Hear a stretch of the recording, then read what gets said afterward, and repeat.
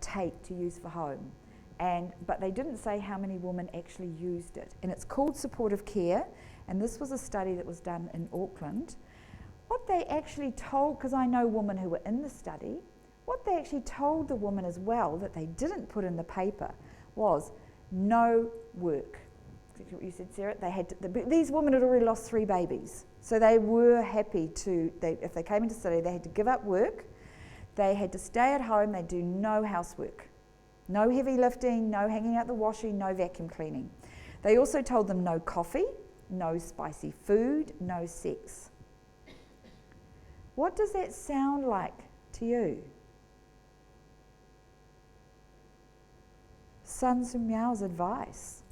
You know, that they need to rest and they need to be not stressed, and you don't want any heat, coffee, spicy food. You don't want that liver energy stirred up. I think it's quite interesting. But it's also interesting that they didn't put it in the paper.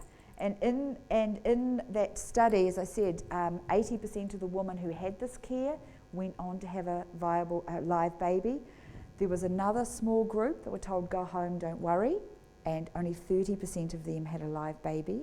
And basically they had to kind of stop the study because women would not be randomised when they realised what was happening. And there have been several studies like that now, and it is now no longer considered ethical to actually randomise women who have had 3 or more miscarriages into a group where you do not give them supportive care. So I think that's quite a strong statement, and that's what I built my PhD research off, why if women were bleeding, they should also get supportive care, and could acupuncture actually deliver more on top of the supportive care. And that research completely changed my mind about these women in clinic, because I thought, send those women to me. I can help them moderate their stress.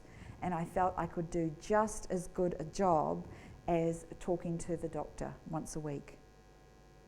And so that really changed my practice. So it's like if women are concerned, if they do have previous pregnancy losses, if they are worried about this pregnancy, it's like, yes, come and see me.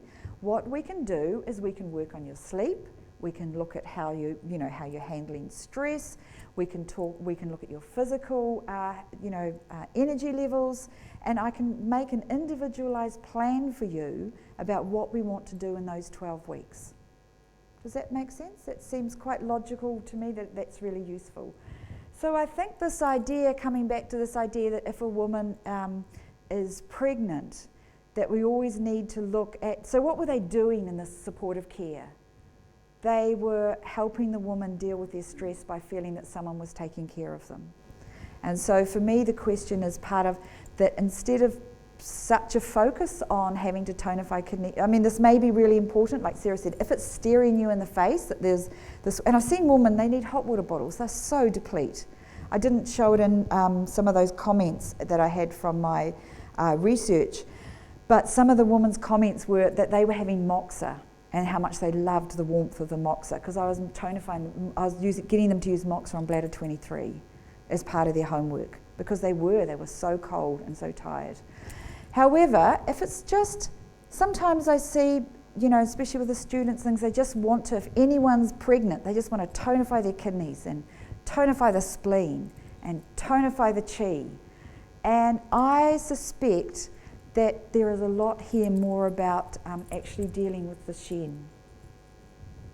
So obviously we're treating things that we can see, but if nothing else, focusing on the shen, because I think that can be such an important part of this first trimester care. And this is something that everybody in this room is capable of taking. A woman who walks in and is feeling really stressed out and really worried, she might have just gone through IVF and this is her second attempt, etc. And having them walk out thinking, oh my goodness, I feel so much better. And that can be a very valuable part of our practice. So unexplained miscarriage, as I said, the early studies were with supportive care, you got 86% success rate. This comes from, again, the Royal College of Obstetricians and Gynecologists about recurrent miscarriage. And what they're saying is prognosis for a successful future pregnancy with supportive care alone is about 75%. Aspirin in combination with heparin does not improve live birth rates. So although some centres use it, the research says that actually it's probably more of this whole idea of being seen to do something helpful. So if you want to put your hand up and go and talk to these units and say that you can offer a package of supportive care with acupuncture, I found they were really receptive to that, because they have got these women and they don't really know what to do with them, and they want to help them. And what they say is, again, the accumulation of data, so this is again a sort of a guideline, the accumulation of data on this subject suggests that this is genuine, but the mechanism is unclear. In other words, they have no idea why offering supportive care is useful.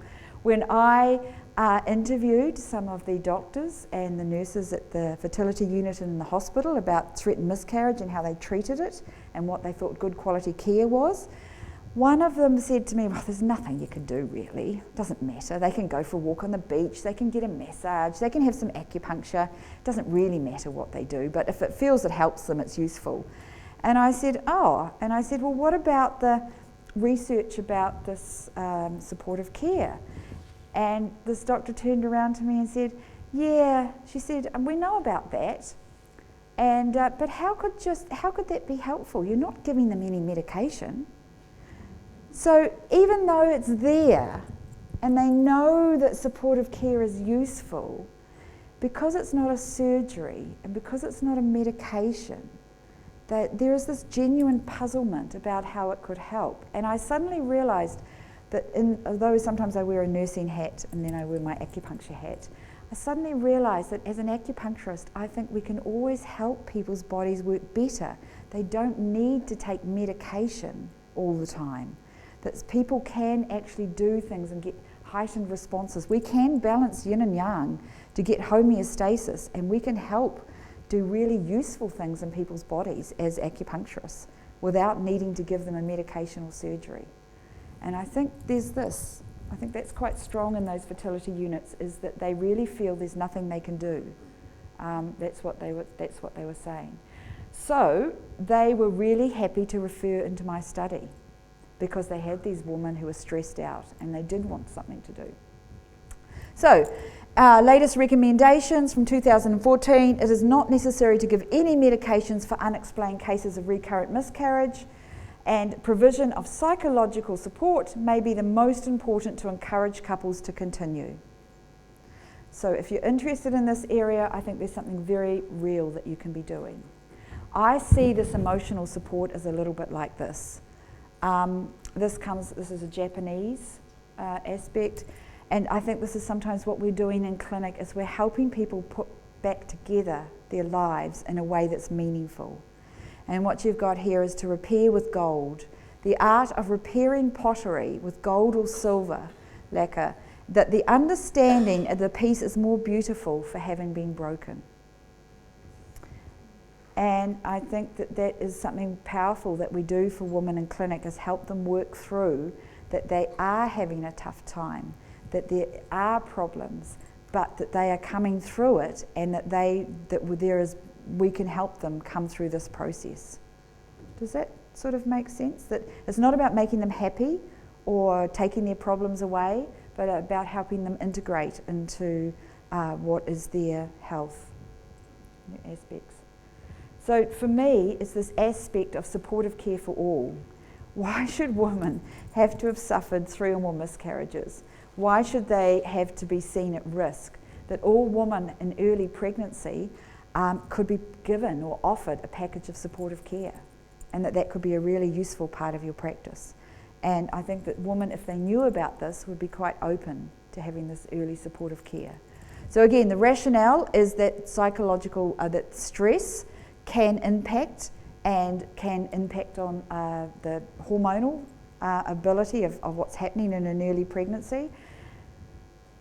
You have this idea of, if you want to look into the medicalness of all of that and how it might work, cytokines are really sort of coming to the front of what's happening in early pregnancy. And also you've got the you've got the pro-inflammatory cytokines and the anti-inflammatory cytokines.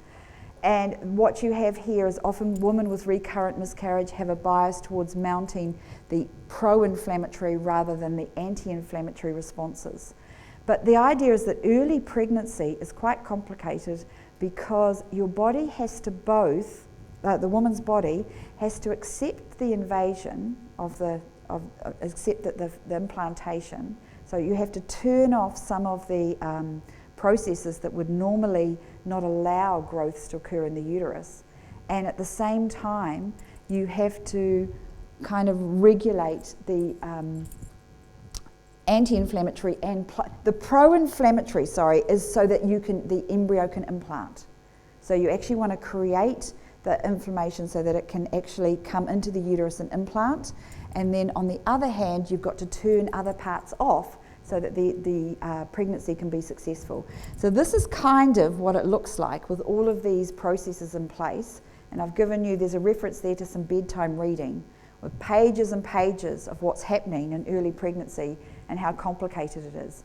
But the bottom line is that if we can help look at that balance through the hormonal stress system, that could be a real physiological benefit. So there you have it. The bedtime reading. There's pages and pages of it about how we don't really understand implantation and very early pregnancy, but it does seem to come back to homeostasis. Kind of my thing. It's actually, there is evidence that stress alters the complex network of pro and anti-inflammatory cytokines, immunity, and hormonal pathways, in particular progesterone.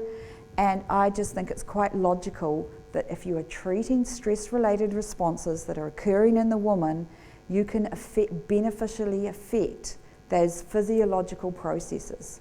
And I guess what I'd like you to walk away from this afternoon, or this section of it, is this is not just being nice to the woman. This is not just saying, oh, you're having a tough time.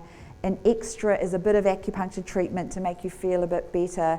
If you can afford it, if you can afford to come, this is something extra on top. Does that make sense? I think this is a very real physiological process that we could be helping with. And that is what they are seeing in that research about recurrent miscarriage. It is not just the woman saying, oh, I feel a bit happier, I feel a bit nice. There's a real physiological process that is beneficial to the pregnancy through reducing stress. And I think that is something that our medicine can do well. So, homeostasis. And we come back to balancing yin and yang and looking at what we can do. And so there are no magic points. It's a matter of you making that assessment about where does that woman need to, where is she coming from and what does she need. Sorry, I'm doing this now, I should be doing this. So I just wanted to I'm going to go through what I think of as useful treatments, and then we can have a discussion because people will have their own aspects to this. Number one, dealing with women who are in this early pregnancy and you are trying to moderate their stress or support an early pregnancy, is I never tell women not to be stressed. I can think of nothing more damaging than saying stress is really harmful, it may negatively affect your pregnancy, don't be stressed. And sometimes people do that. They say, I'll just take a holiday, or don't be stressed. And women do worry, there is some media stuff around that, and women do worry that if they're stressed, they're harming their baby or harming the pregnancy. So I talk about not everyone is going to go away and have a holiday and have a wonderful, be able to get out of a work situation or whatever's happening to them. Sometimes terrible things happen, family members die. There are stressful events occurring. So to me, this idea that we're actually just helping women moderate their stress. I'm saying, of course you're going to feel stressed. You cannot help but feel stressed. This is a very stressful time for you. But let's look at how we can help your body cope with this a little bit better so that you're moderating stress. My feeling of that comes from, it just doesn't make sense to me that people had to have stress-free times in order to have successful pregnancies. We know that women get pregnant in times of war, in times of famine, after rape situations. My ancestors came from Ireland, some of them, and I know the ones from Poland that came out. I also have ancestors that came from Poland. They came out it was before World War I, But they were driven off their land. She was 19. She got pregnant on the boat. Now those boats